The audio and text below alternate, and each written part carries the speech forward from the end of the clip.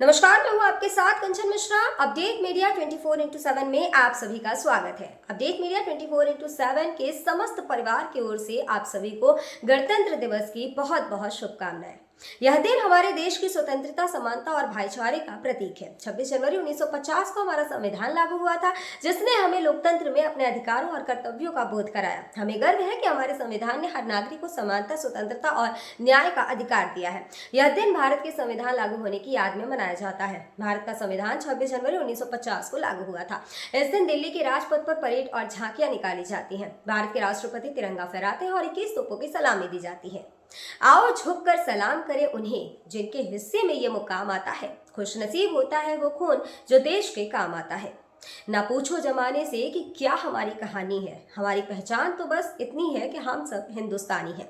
ना जियो धर्म के नाम पर, ना मरो धर्म के नाम पर, इंसानियत ही है धर्म वतन का, बस जियो वतन के नाम पर। एक बार फिर से आप सभी को अपडेट मीडिया 24x7 के समस्त परिवार की ओर से गणतंत्र दिवस की बहुत।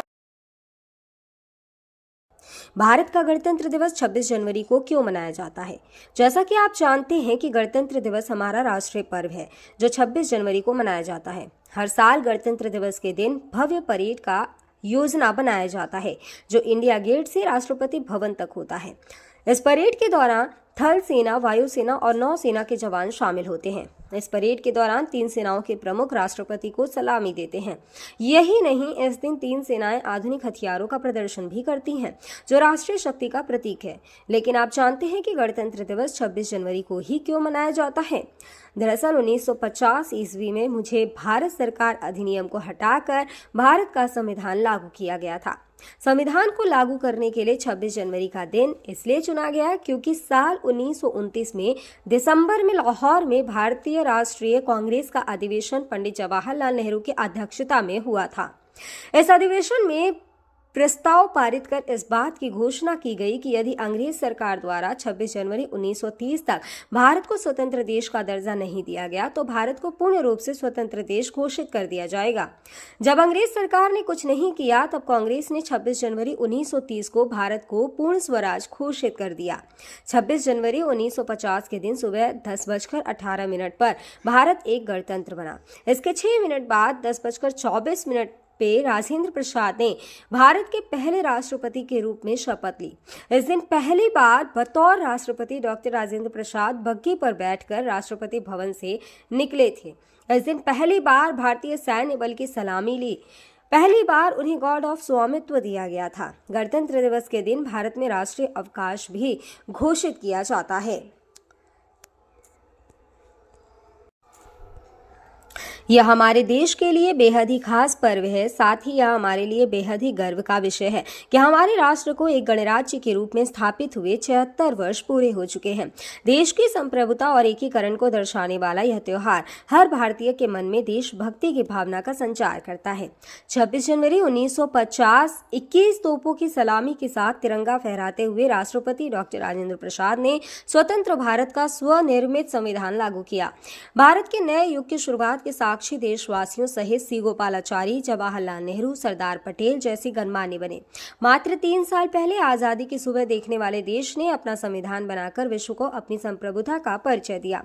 हालांकि ये डगर इतनी आसान नहीं थी। इतिहास के पन्नों को टटोले तो मालूम होता है कि स्वराज के साथ ही अपने संविधान, हक और हुकूम की लड़ाई बेहद चुनौती भरी थी। दरअसल अंग्रेजों की गुलामी से त्रस्त देशवासियों को प्रथम विश्व युद्ध के दौरान एक सुनहरा अवसर हाथ लगा जब ब्रिटेन की ओर से मदद की गुहार लगाई गई। भारतीयों ने सहर्ष प्रस्ताव स्वीकार किया और वर्ल्ड वॉर में ब्रिटेन के साथ खड़े नजर आए। यह उद्देश्य के साथ कि उन्हें आगे चलकर अंग्रेजों की हुकूमत से आजादी मिल जाएगी। लेकिन एक बार फिर अंग्रेज अपनी बात से पलटते नजर आए और आजादी के बदले लेकर आए भारत सरकार अधिनियम 1919। इस अधिनियम का असर ये रहा कि देश के कुछ बड़े प्रांत में दोहरी शासन प्रणाली व्यवस्था लागू हुई। इसके तहत स्वास्थ्य, शिक्षा, कृषि जैसे विषयों को भारतीय मंत्रियों के सम्मुख सौंप दिया गया था।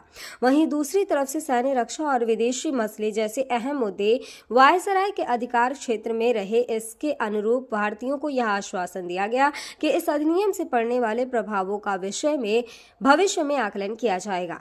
अंग्रेजों के इसी कदम ने जमीन तैयार की साइमन कमीशन की। जो साल 1928 में भारत की धरती पर दाखिल हुआ। साइमन कमीशन ने बड़े ही नाटकीय अंदाज में संवैधानिक सुधारों की समीक्षा कर अपनी रिपोर्ट तैयार की। लेकिन अब समय बदल गया है। अब देशवासी अंग्रेजों के बहकावे में नहीं आने वाले थे, क्योंकि स्वराज के साथ साथ अपने संविधान की मांग भी धीरे धीरे देशवासियों के मन में परवान चढ़ने लगी थी। साइमन कमीशन रिपोर्ट के बाद देश भर में जमकर आंदोलन हुए। इसे शांत करने के लिए ब्रिटिश सरकार ने राउंड टेबल कॉन्फ्रेंस का आयोजन किया।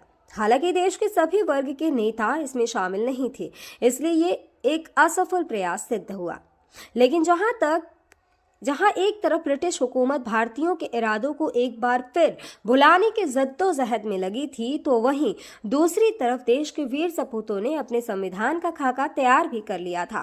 साल 1928 में मोतीलाल नेहरू सहित 8 कांग्रेस नेताओं ने एक संविधान का मसूदा तैयार किया, जिसकी नींव 1921 में भारतीय राष्ट्रीय कांग्रेस के कराची अधिवेशन में तय की गई थी। इस तरह स्वतंत्र भारत के संविधान की रूपरेखा सजने लगी थी। समय का पहिया आगे बढ़ता गया। फिर आया गवर्नमेंट ऑफ इंडिया एक्ट 1935, जिसे हमारे संविधान का संरचनात्मक आधार कहा जाता है। दूसरे शब्दों में कहें तो यह एक फाउंडेशन बन गया, जिसके ऊपर मौजूदा संविधान की भव्य इमारत खड़ी हो गई। एक्ट 1935 भारत के लिए आज़ादी की सुगबुगाहट के साथ आया, लेकिन आज़ादी की आहट के साथ मुस्लिम लीग और कांग्रेस के बीच मतभेदों की खाई गहरी होती जा रही थी। दोनों के बीच तल्खियां इतनी बढ़ चुकी थी कि बुनियादी मुद्दों पर भी समझौते की गूंज तक नहीं रही थी।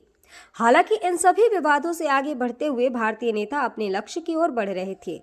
दूसरे विश्व युद्ध के दौरान 1945 में सभी पार्टियों की सहमति से संविधान का प्रारूप तैयार कर लिया गया था, जिसे सार्वभौमिक वयस्क फ्रेंचाइजी स्वतंत्रता और समानता के साथ अल्पसंख्यकों के अधिकारों की रक्षा का विशेष ध्यान रखा गया था। इसके साथ ही भारत छोड़ो आंदोलन और आजाद हिंद फौज की निर्भीकता ने अंग्रेजों ने भारत में अनंत काल तक राज करने का सपना चूर चूर कर दिया था। जैसे जैसे भारतीय राष्ट्रीय आंदोलन जोर पकड़ता गया, ब्रिटिश हुकूमत पर संविधान निर्माण के लिए संविधान सभा के गठन का दबाव भी बढ़ता गया। इस गहमा गहमी के बीच आखिरकार 9 दिसंबर 1946 में नई दिल्ली के संवैधानिक हॉल में संविधान सभा की पहली बैठक हुई, जिसमें महात्मा गांधी को छोड़कर उस वक्त के राष्ट्रीय आंदोलन से जुड़ी करीब हर बड़ी शख्सियत शामिल थी, जिसका मुस्लिम लीग ने भारत को 2 हिस्सों में बांटे नए मुल्क पाकिस्तान की मांग को लेकर बैठक का बहिष्कार किया। लिहाजा पहली बैठक में कुल 207 सदस्यों ने हिस्सा लिया, जहां सभा के सबसे वरिष्ठ सदस्य डॉक्टर सच्चिदानंद सिन्हा को सभा का अस्थायी सदस्य चुना गया। हालांकि 2 दिन बाद 11 दिसंबर को डॉक्टर राजेंद्र प्रसाद सभा के अध्यक्ष निर्वाचित हुए और डॉक्टर एच.सी. मुखर्जी और वी.टी. कृष्णमाचारी को सभा का उपाध्यक्ष बनाया गया। इसी कड़ी में आया सुनहरा दिन 15 अगस्त 1947 का, जब गुलामी की बेड़ियों को तोड़ भारत ने आज़ादी की नई सुबह देखी। देशवासियों में जोश भरते हुए आज़ाद भारत के प्रथम प्रधानमंत्री जवाहरलाल नेहरू ने बुलंद आवाज में देश को संबोधित किया। इतिहास के पन्नों में यह भाषण ट्रस्ट विद डेस्टिनी नाम से दर्ज हुआ। इसके साथ ही तेज हुई संविधान निर्माण की प्रक्रिया। आज़ादी के बाद चुनौतियों में इजाफा हुआ। संविधान पर सामग्री की कमी थी, लेकिन उसका सही चयन और उचित व्याख्या का काम बहुत जटिल था। बी.एन. राव द्वारा तैयार किए गए संविधान के प्रारूप पर विचार विमर्श करने के लिए संविधान सभा 29 अगस्त 1947 को एक संकल्प पारित करके प्रारूप समिति का गठन किया। इसके अध्यक्ष के रूप में डॉक्टर भीमराव अंबेडकर को चुना गया। इस समिति में अंबेडकर के अलावा 6 और सदस्य थे। संविधान निर्माण के दौरान कई अहम फैसले लिए गए, जिसके राष्ट्रमंडल के समूह में भारत की सदस्यता, राष्ट्रध्वज का चयन, साथ ही राष्ट्रगान और राष्ट्रनीति का चुनाव शामिल था। यहाँ दिलचस्प बात यह है कि संविधान में सबसे पहले नंबर पर आने वाली उद्देशिका सबसे अंत में पारित हुई। संविधान अगर राजनीतिक असंवैधानिक दस्तावेज है, तो पीएमएल एक ग्रंथ को दार्शनिक नजरिया प्रदान करती है। डॉक्टर भीमराव अंबेडकर की अगुवाई में संविधान निर्माताओं ने 60 देशों के संविधानों का अध्ययन किया। 4 नवंबर 1948 को संविधान का अंतिम प्रारूप पेश किया। संविधान तैयार करने के बाद मुश्किल खड़ी हुई कि इसे सुंदर अक्षरों में पिरोकर कैसे संजोया जाए। इस उधेड़-बुन के बीच प्रेम बिहारी नारायण रायजादा का नाम सामने आया, जो कि अपने दौर के सबसे विख्यात कैलीग्राफर थे। उसके बाद भारत का संविधान प्रेम बिहारी नारायण रायजादा सुलेख फॉन्ट में लिखा गया। उसके प्रत्येक पृष्ठ को नंदलाल बोस के मार्गदर्शन में शांति निकेतन के कलाकारों द्वारा अलंकृत किया गया। इस तरह कुल 2 साल 11 महीने और 18 दिनों में विश्व के सबसे बड़े लोकतंत्र का स्वनिर्मित संविधान बनकर तैयार हुआ। आधिकारिक तौर पर 26 नवंबर 1949 को संविधान को पारित किया गया, जिस पर संविधान समिति के 15 महिलाओं सहित 284 सदस्यों ने हस्ताक्षर किए। वहीं संविधान लागू करने के लिए 26 नवंबर को चुना गया, क्योंकि 26 जनवरी 1930 को भारतीय कांग्रेस के लाहौर अधिवेशन में पूर्ण स्वराज का प्रस्ताव रखा गया था। इतिहास में इसे प्रथम स्वतंत्रता दिवस के रूप में भी जाना जाता है। यही कारण है संविधान लागू करने के लिए भारत के प्रथम स्वतंत्रता दिवस यानी 26 जनवरी को चुना गया। 26 जनवरी 1950 दिल्ली की सर्दी को देशभक्ति मात दे रही थी, जब राजगोपालाचारी ने अपने शब्दों में भारत को संप्रभु लोकतांत्रिक गणतंत्र घोषित किया। इसके बाद डॉक्टर राजेंद्र प्रसाद को भारत के पहले राष्ट्रपति की शपथ दिलाई गई।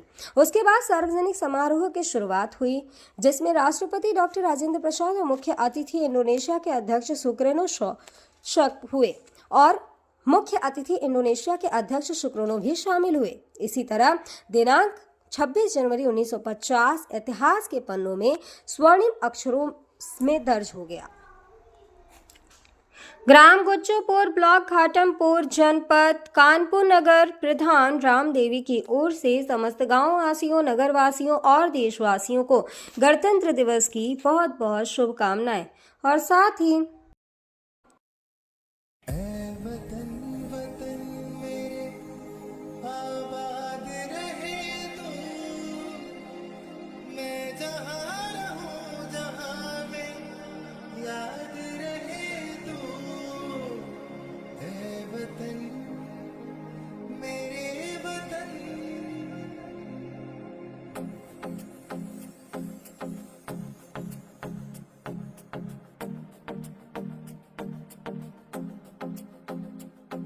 मेरा रंग दे,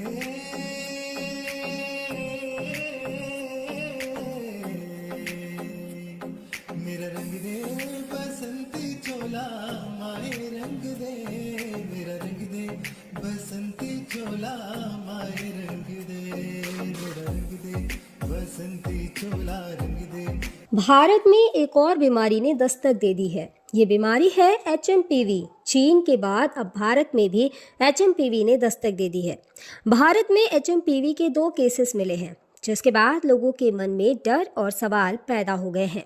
सवाल ये कि HMPV वायरस क्या है, HMPV वायरस के लक्षण क्या है, HMPV वायरस से कैसे करें बचाव, और क्या HMPV कोई नया वायरस है? अगर आपके मन में भी ये सवाल है तो यहाँ आपको हर सवाल के जवाब मिल जाएंगे। चीन में ह्यूमन मेटान्यूमो वायरस की वजह से वायरल बुखार श्वसन संक्रमण के बड़े मामले सामने आ रहे हैं। कर्नाटक में 2 मामले सामने आए हैं, जिनमें बेंगलुरु में भी 8 महीने की बच्ची में इस वायरस के संक्रमण का मामला सामने आया है। अब सवाल ये है कि आखिर HMPV क्या है? HMPV यानी ह्यूमन मेटान्यूमो वायरस एक श्वसन वायरस है जो फ्लू जैसे लक्षण पैदा करता है। अब निचले और ऊपरी श्वसन संक्रमण जैसे सर्दी का कारण बनता है। यह एक मौसमी बीमारी है जो आमतौर पर सर्दियों और शुरुआती वसंत में होती है, जो RSV यानी रेस्पिरेटरी सिंसिटियल वायरस और फ्लू के समान होते हैं। इससे बचाव के लिए HMPV आमतौर पर बच्चों में ही डिटेक्ट होता है। सभी फ्लू सैंपल में से 0.7 फीसद में HMPV होते हैं। इसके लक्षण है कि HMPV वायरस को ह्यूमन मेटान्यूमो वायरस या ह्यूमो वायरस कहते हैं, जिसके लक्षण काफ़ी हद तक सामान्य सर्दी जुकाम के समान होते हैं। सामान्य मामलों में यह खांसी या गले में घरघराहट, नाक बहने या गले में खराश का कारण बनता है। छोटे बच्चों या बुजुर्गों में HMPV का संक्रमण गंभीर हो सकता है। कमज़ोर ह्यूमन सिस्टम वाले लोगों में भी ये वायरस गंभीर बीमारी का कारण बन सकता है। कहा जा रहा है कि इस वायरस से संक्रमित मरीजों में सांस लेने में दिक्कत और फ्लू जैसे लक्षण दिखाई दे रहे हैं। इसके इलाज के लिए ज़रूरी है कि इसमें सबसे ज़रूरी होता है कि अगर आपको HMPV के होने का संदेह होता है या इस तरह के कोई लक्षण आपको नज़र आते हैं तो बिना डॉक्टर के सलाह के कोई भी एंटीवायरल दवाओं का इस्तेमाल ना करें। सांस की बीमारी से जुड़े एक्सपर्ट ने लोगों को मानव मेटान्यूमो वायरस से लड़ने के लिए एंटीवायरल दवाओं का आंख बंद कर उपयोग न करने की सलाह दी है। ऐसे में सावधानी बरतें और बिना डॉक्टर के सलाह के कोई भी दवा न लें। फिलहाल इसका कोई टीका अब तक नहीं है। इसके लक्षण जैसा हम पहले ही बता चुके हैं कि सर्दी जुकाम होते हैं। 2023 में England, Britain, Finland, Australia, Canada, America और चीन में HMPV का पता चला था।